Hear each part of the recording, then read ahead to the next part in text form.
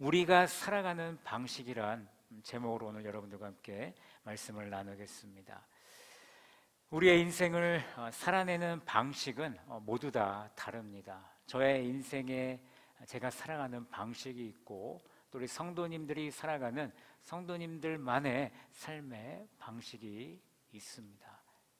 그래서 우리는 나처럼 살아라가 아니라 너도 네 삶을 살고 나도 내 삶을 살고 서로 우리의 삶을 살면서 하나 되기에 힘쓰자, 그런 마음들을 우리가 가지면서 이 세상을 살아가는 것이죠. 근데 가까이 있는 가족끼리도 사실 살아내는 방법들이 다 다르지 않습니까? 그렇죠? 누구는 몸이 차고 누구는 몸이 뜨겁고 그러면서 서로 다른 그런 삶의 방식을 살아갑니다. 그런데 이 자리에 계시는 우리 성도들의 영적인 삶의 방식은 동일해야 된다는 것을 우리가 꼭 기억했으면 좋겠습니다. 우리는 성령 충만한 삶의 방식을 추구하고 그 성령 충만을 추구하는 그 삶을 우리는 살아내야 되는 것입니다. 우리가 살아가는 방식엔 언제나 성령이 함께 하는 줄로 믿습니다. 성령님은 태초부터 계셨지만 공식적으로 요한복음 14장에서 예수님께서 제자들에게 내가 하나님의 우편으로 올라가면 하늘나라에 내가 올라가게 되면 내가 너희들에게 하나님을 통해서 보혜사 성령을 보내주겠다라는 메시지를 증거하셨습니다. 그리고 사도행전 2장에서 오순절 마가의 다락방에서 예수님이 약속하셨던 그 성령님이 그때 오셨죠.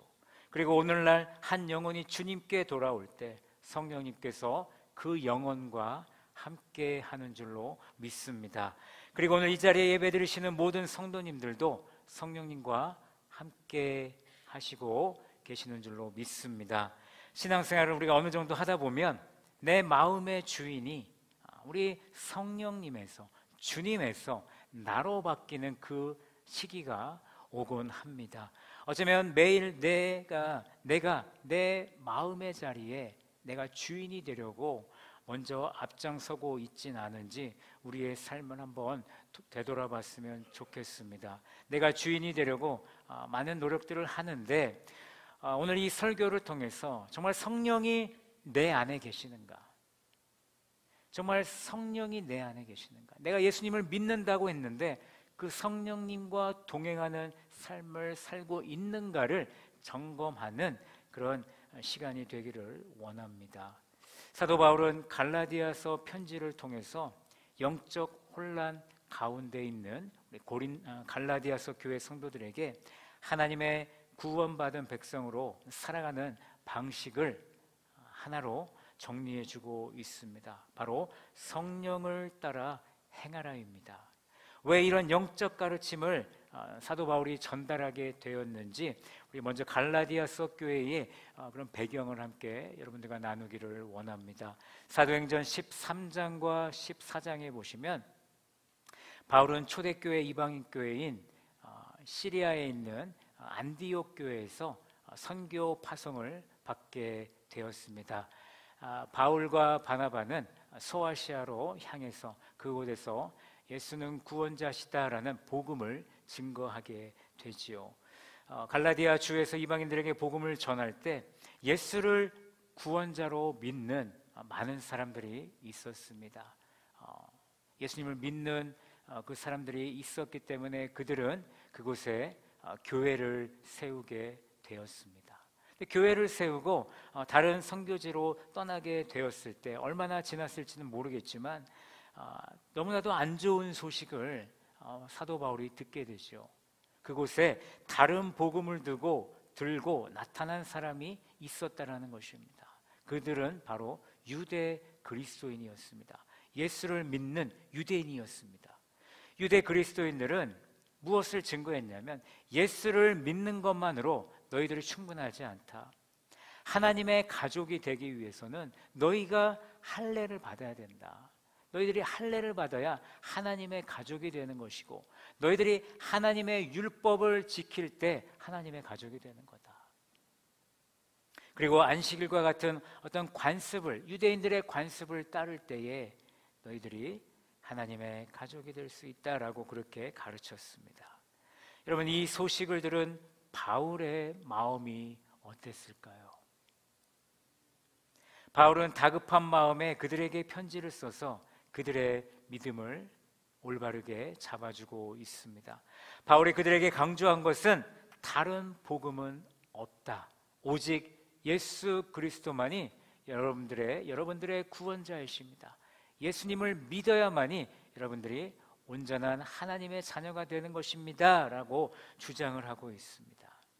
갈라디아서 2장 16절을 함께 보실까요? 갈라디아서 2장 16절 한번 찾아보시기 바랍니다.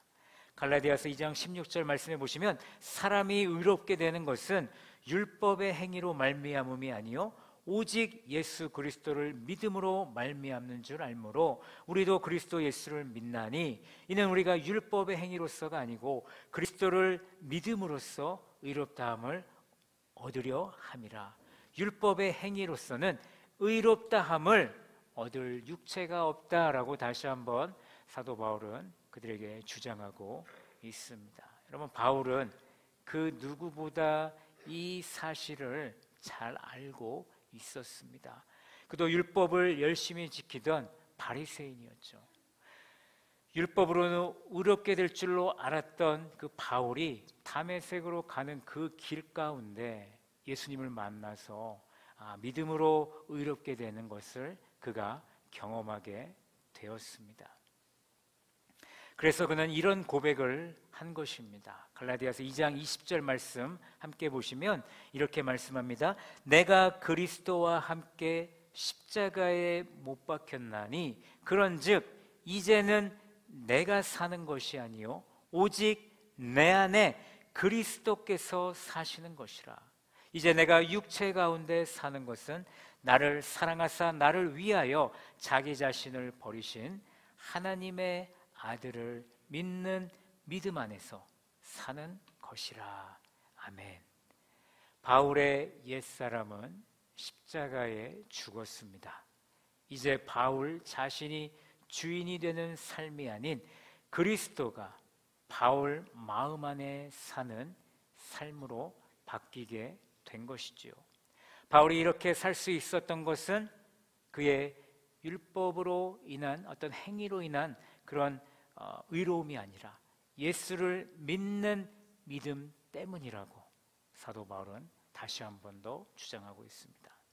사도 바울은 갈라디아서 2장 21절 말씀에서 우리가 만일 율법으로 의롭게 된다라면 예수 그리스도의 십자가 사건은 다 거짓이 된다라고 또한 말씀하고 있습니다. 바울은 갈라디아서 3장과 4장에서도요 아브라함의 믿음을 언급하면서 갈라디아 성도들에게 필요한 것은 오직 예수 그리스도를 믿는 믿음뿐이다 라고 주장하고 있습니다. 바울은 갈라디아 교인들에게 변절하지 말 것을 그들에게 권면했지만 안타깝게도 갈라디아 교회에는 어려움이 있었습니다. 갈라디아서 5장 15절 말씀을 함께 보실까요? 갈라디아서 5장 15절 말씀에 보시면 이렇게 말씀하고 있습니다. 만일 서로 물고 먹으면 피차 멸망할까 조심하라. 이미 갈라디아 교회 안에는요 분열이 일어났던 것입니다. 지금 사도 바울은 서로 싸우지 마라 라고 얘기하는 것이죠. 갈라디아서 5장을 읽어보시면 율법을 행하는 사람과 또 믿음으로 율법에서 자유함을 얻었다라고 생각하는 사람들이 이 두 사람들 간에 분열이 일어난 것입니다. 크리스토퍼 라이트는 성령의 열매라는 책에서 이 분열을 율법주의와 방종이라는 그런 갈등으로 설명을 하고 있습니다. 우리가 살아가는 방식에 있어서 율법주의의 지배를 받아서는 안 되고 또 방종의 지배를 받지도 말아야 한다라고 그는 해석하고 있습니다. 왜 율법주의와 방종의 지배를 우리가 받지 말아야 될까를 생각해 보니까 율법주의와 방종은 자기 중심의 신앙생활을 추구하는 사람들이기 때문입니다. 율법주의는 규칙을 지키는 것을 매우 중요시 여깁니다. 규칙이 약간만 어긋나도요 그들의 인상은 그들의 얼굴은 찡그러지기 시작합니다. 방종은 규칙이나 전통을 무시하면서 자유를 원하고 있는데, 여러분, 방종은요, 간섭받는 것을 좋아하지 않습니다. 율법주의와 방종에게 지배를 받았다가는 성령보다 내가 먼저 앞서는 그런 죄를 범하게 될 수 있는 것입니다. 성도는 성령의 일하심을 앞지르는 그런 죄를 범해서는 안 되는 줄로 믿습니다. 그러면 우리는 무엇의 지배를 받아야 하겠습니까? 오늘 사도 바울이 말하는 것은 우리는 오직 성령의 지배를 받아야 함을 선포하고 있습니다. 우리 함께 외쳐볼까요? 성령의 지배를 받자. 그리스도인의 삶의 핵심은 성령입니다. 바울은 지금 성령을 강조하고 있습니다. 갈라디아서 5장 16절 다시 한번 보시죠. 내가 이르노니 너희는 성령을 따라 행하라. 5장 18절에 보시면 너희가 만일 성령의 인도하시는 바가 되면, 5장 25절에 만일 우리가 성령으로 살면 또한 성령으로 행할지니 라고 사도 바울은 3번이나 강조하고 있습니다. 성령과 함께하는 것이 오늘 우리가 살아가는 삶의 방식이 되어야 된다는 것을 오늘 우리에게 말씀해 주고 있습니다. 그렇다면 우리는 왜 성령과 함께하는 이 삶을 살아야 할까요? 3가지를 나눌 텐데 오늘은 첫 번째 것만 나누고요, 다음 주에 2가지를 나누도록 하겠는데요. 왜 성령과 함께하는 삶을 살아야 하는가? 첫 번째, 성령은 육체의 욕심을 이루지 못하게 하기 때문입니다. 16절 말씀을 다시 한번 우리가 읽어보도록 하겠습니다. 다 같이 읽습니다. 시작. 내가 이르노니 너희는 성령을 따라 행하라. 그리하면 육체의 욕심을 이루지 아니하리라. 아멘. 여러분, 앞으로 계속해서 듣게 될 여기에 육체는요, 헬라어로 소마가 아니고 사륵스라고 합니다. 인간의 몸을 말하는 것이 아니라 이 사륵스는 뭐냐면 육체는 죄 많은 인간을 의미한다는 것입니다. 인간의 죄된 본성을 말하는 것입니다. 인간의 죄된 그 몸뿐만 아니라 인간의 생각, 인간의 감정, 인간의 의지까지 이 안에, 이 사륵스 안에 포함이 된다는 것입니다. 그런데 성령이 죄 많은 인간의 욕심을 이루지 못하게 하는 것입니다. 왜냐하면 17절 말씀을 보십시오. 육체의 소욕은 무엇을 거릅니까? 성령을 거스르고 성령은 육체를 거스르기 때문입니다. 여러분, 육체의 소욕과 성령은요, 함께 할 수 없습니다. 마치 물과 기름과 같아서 그들은 하나가 될 수 없습니다. 섞이지 않는다는 얘기죠. 서로 대적합니다. 로마서 8장 5절에서 7절 말씀에 보시면 아주 매우 유사한 말씀이 있는데 제가 한번 읽어드리도록 하겠습니다. 육신을 따르는 자는 육신의 일을, 영을 따르는 자는 영의 일을 생각하나니 육신의 생각은 사망이요 영의 생각은 생명과 평안이니라. 육신의 생각은 하나님과 원수가 되나니 이는 하나님의 법에 굴복하지 아니할 뿐 아니라 할 수도 없음이라. 아멘. 여러분, 사망과 생명이 함께 할 수 없습니다. 죄 많은 인간의 생각은 하나님과 원수가 되고 하나님의 법에 굴복하지도 못하고 굴복할 수도 없다라는 것을 사도 바울은 우리에게 말씀해 주고 있습니다. 결국 성령과 육체의 일이 대적하면서 우리가 원하는 것을 하지 못하게 한다라는 것이죠. 우리는 선을 원하지만 우리의 육신은 악을 생각하고 악을 선택하고 악을 행하는 줄로 우리는 알고 있습니다. 사도 바울이 로마서 7장 20절에 이렇게 말씀합니다. 만일 내가 원하지 아니하는 그것을 하면 이를 행하는 자는 내가 아니요 내 속에 거하는 죄니라 라고 말씀합니다. 내 속에 거하는 죄는 우리를 육체의 열매를 맺는 죄가 분명합니다. 여러분, 육체의 열매를 함께 보실까요? 19장, 오늘 5장 19절에서 21절 상반절까지 우리가 함께 읽어보기를 원합니다. 다 같이 5장 19절에서 21절 상반절까지 읽어보도록 하겠습니다. 시작.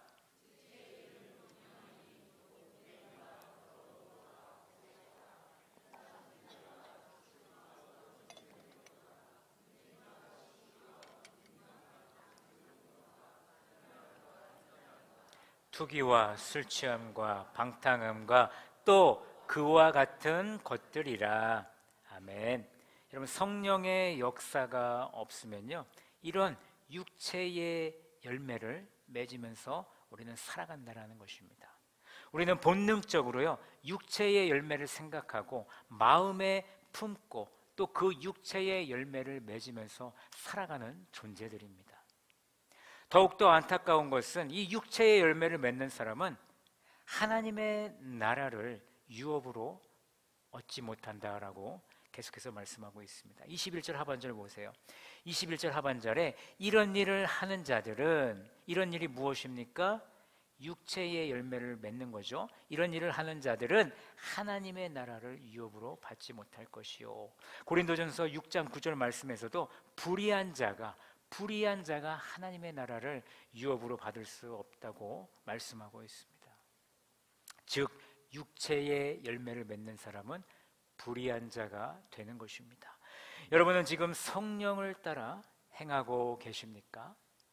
성령과 함께 걷고 있습니까? 성령의 인도하심을 경험하고 있습니까? 성령으로 살고 성령으로 행하고 계십니까? 내가 살아가는 방식이 성령인가 육체인가 그 확인하는 좋은 방법은 나의 삶의 열매를 보면 우리가 알 수 있습니다. 만약에 여러분들의 삶의 열매가 육체의 열매라면 지금 여러분들은 안타깝게도 여러분 중심의 삶을 살아가고 있으면서 여러분들은 예수님을 믿지만 여러분들은 마음속에 성령이 함께하지 않는다라고 저는 말씀드리고 싶습니다. 만약 우리가 성령을 따라서 행하고 살고 있다면 우리 22절에 나오는 성령의 열매를 맺으면서 우리는 살아갈 것입니다. 다 같이 22절 말씀 함께 읽어보도록 하겠습니다. 큰 목소리로 읽습니다. 시작. 오직 성령의 열매는 사랑과 희락과 화평과 오래 참음과 자비와 양성과 충성과 온유와 절제니 이 같은 것을 금지할 법이 없느니라. 아멘. 여러분, 여기에서 성령의 열매는요, 단수입니다. 여기 9가지의 열매가 있지만 이 9가지 열매가 하나의 열매라는 것입니다. 우리가 이 9가지 열매를 내가 이루기 위해서 열심히 신앙생활하는 것이 아닙니다. 우리가 성령 안에서 성령의 뜻대로 생하게 되면 우리는 자연적으로 이 성령의 열매를 우리의 삶 가운데 맺으면서 자연스럽게 살아가는 것입니다. 우리가 이 성령의 열매를 맺기 위해서 열심히 사는 게 아니에요. 우리가 육체의 열매를 맺지 않기 위해서 열심히 사는 게 아니라는 것입니다. 성령 안에서 사는 게 아니라는 겁니다.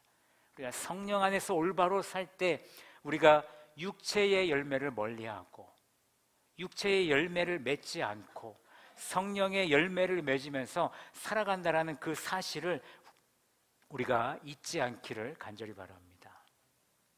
여러분들은 지금 어떤 열매를 맺고 계십니까? 결론입니다. 우리가 살아가는 방식은요, 성령과 함께 살아가는 것이 우리가 추구해야 될 영적인 삶인 줄로 믿습니다. 성령과 함께 살 때에 육체의 욕심을 이루지 못하게 됨을 여러분 우리는 기억해야 됩니다. 제가 지난 몇 주 동안 그런 고민을 많이 했어요. 왜 우리의 삶 가운데, 나의 삶 가운데, 우리 서문학 교회 가운데 우리는 성령의 열매를 맺지 못하고 살아갈까? 그런 고민을 하는 가운데 로마서 8장 9절 말씀을 제가 읽게 되었습니다. 제가 한번 읽어드리겠습니다. 만일 너희 속에 하나님의 영이 거하시면 너희가 육신에 있지 아니하고 영에 있나니 누구든지 그리스도의 영이 없으면 그리스도의 사람이 아니라. 여러분, 저는 이 말씀을 보면서 우리가 어쩌면 그리스도의 사람이 아닌 것은 아닐까? 우리가 교회에 예배를 드린다고 나오지만 누군가는 아직 예수님을 믿지 못하고 있고 누군가는 예수님을 믿고 있지만 자기 중심의 삶을 살아가고 있고 또 누군가는 예수님을 믿으며 성령과 동행하는 삶을 살아가고 있을 텐데 우리 교회 안에는 그리고 나는 어떤 신앙인으로 살아가고 있는가? 저는 그것을 고민을 하게 되었습니다.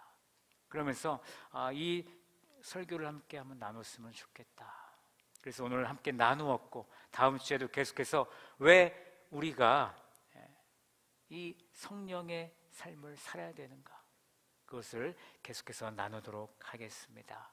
여러분, 이번 한 주간 살아가시면서 여러분들의 삶 가운데 성령님과 동행하는 삶을 사시는 우리 모든 성도들이 되기를 간절히 축원합니다. 어떻게 하셔야 됩니까? 성령과 함께 하셔야 됩니다. 성령과 함께 하기 위해서 무엇을 해야 될까요? 부르짖어야죠. 하나님, 내 안에 지금 내가 있는데 내 안에 나를 내려놓게 하시고 성령님이 오셔서 내 마음의 주인, 내 삶의 주인이 되어 주시옵소서라고 부르짖는 서머나 성도들이 되시기를 예수님의 이름으로 축원합니다.